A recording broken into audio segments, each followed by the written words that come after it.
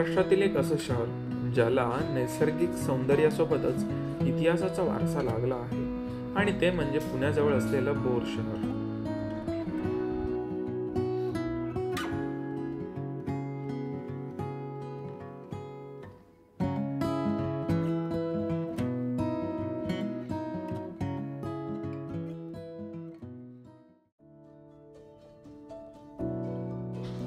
नमस्कार मित्रांनो, स्वागत आहे तुमचं पुन्हा एकदा माझ्या एका नवीन व्हिडिओमध्ये. या व्हिडिओमध्ये आपण जाणार आहोत महाडपासून पुण्यापर्यंत, ते पण भोर मार्गे. दुपारनंतर जर्नीला सुरुवात केली आणि बघता बघता कधी वरंदा घाटामध्ये आलो समजलं नाही. 2-3 दिवसापासून पावसाने जोर धरला होता, त्याच्यामुळे संपूर्ण धबधबे जागृत झाले होते. मग काय, हे अथांग दृश्य कॅमेऱ्यामध्ये टिपून जर्नीला पुढे सुरुवात केली.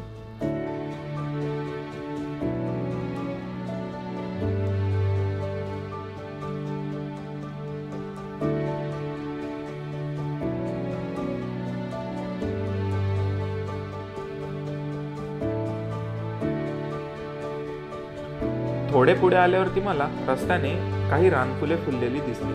नीट बघितल्यावरती मला समजलं की ही 7 वर्षामधून येणारी कारवीची फुलं आहेत. घाटामध्ये वेगवेगळ्या ठिकाणी मला ही कारवी फुललेली दिसली आणि कारवी सोबतच पिवळ्या, नारंगी, जांभळ्या, पांढऱ्या अशा वेगवेगळ्या कलरची फुले सुद्धा फुललेली दिसली.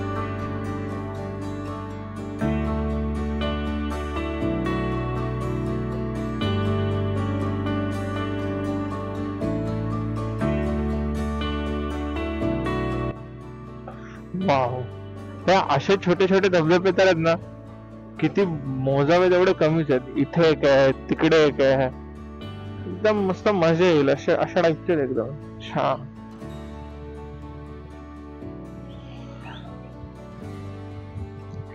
हा मस्त आहे रे, असं वाटतं भेंडी एकदम असं नाही का एकदम आतमध्ये खोल समुद्रात आल्याने हे बेट आहे, म्हणजे ऍक्च्युली बेटच आहे म्हणा. बेटावरती एकदम नाही का थायलंडला लांब घेऊन जातात आतमध्ये, तशी फिलिंग येते एकदम. आपल्या इथेच गोष्टी आहेत पण आपल्यालाच माहिती नाहीत. या गोष्टीचं जास्त खंत वाटतं, पण टेन्शन नाही काय तरी. ज्या ज्या गोष्टी मला माहिती आहेत आणि अशा गोष्टी ज्या मला माहिती नाहीत, सर्वकडे फिरायला जाणार आणि सर्व एक्सप्लोर करायला जाणार. मित्रांनो, मगासपासून जो आपण डॅम बघत आहोत, त्या डॅम वरती हा पूल आहे. खूप मस्त पूल आहे, म्हणजे तुम्ही बघू शकता एकदम असं लांब लांब पर्यंतचा डॅम दिसतो.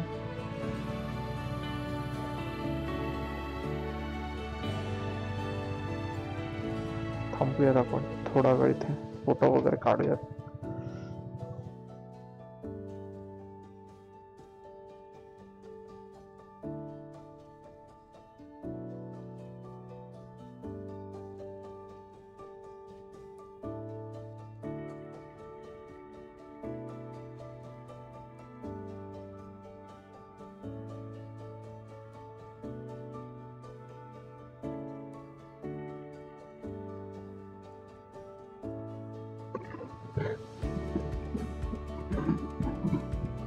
वाव, किती फ्रेश वातावरण.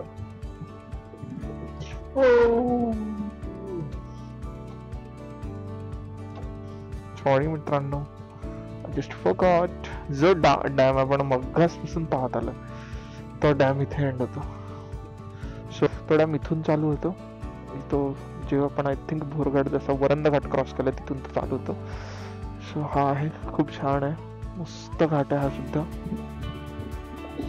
इथं पण मस्त रानफुलं आले. अरे किती मस्त ऑरेंज.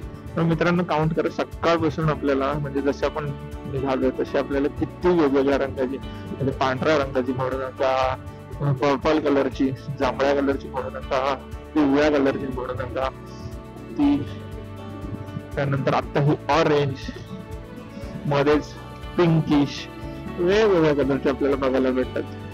सो मस्त. Finally we are at Bhor, आणि हे आहे भोरचं छत्रपती शिवाजी चौक, जे की मेन चौक आहे भोरचं. मित्रांनो, भोर जवळच भोर जस्ट क्रॉस केलं आणि इथे एक मस्त असं धरण आहे, आणि त्याचे दरवाजे पण आता उघडे आहेत. ॲक्च्युली याचे जे दरवाजे आहेत असं मला कळालं आपण. सो रस्त्याला गाडी लावली आणि बोललं जर आहे चान्स.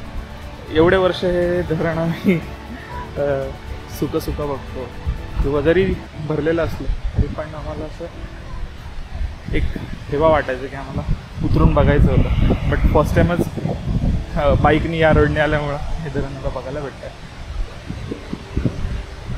स्वतः तिकडेच चाललं बाईक वगैरे तिकडे लावून.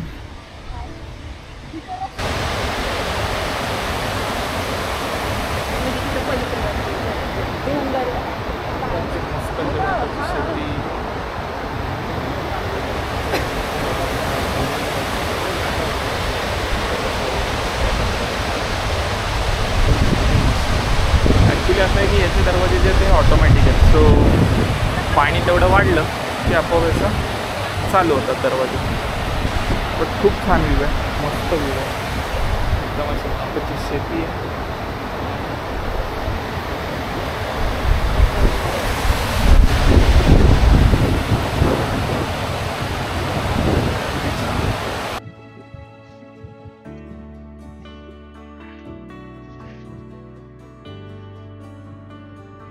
मूवी या कटार काळजात घुसली. त्या मूवीचं शूटिंग इथे झालं होतं. नेकलेस पॉइंट म्हणून या पॉइंटला बोलतात.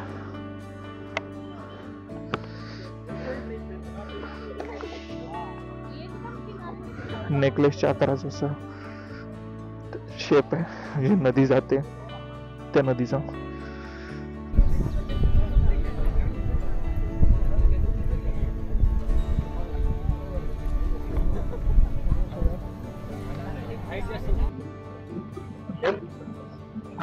like almost obtained end म्हणजे we can say the third part of our journey चालू झालाय.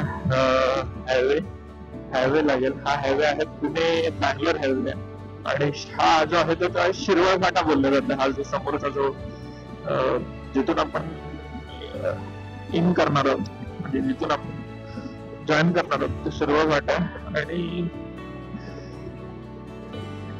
40-55 किलोमीटरचं डिस्टन्स राहिलंय, जे की आय थिंक एका तासामध्ये संपायला पाहिजे जर काही थांबलं नाही तू त्याच्या.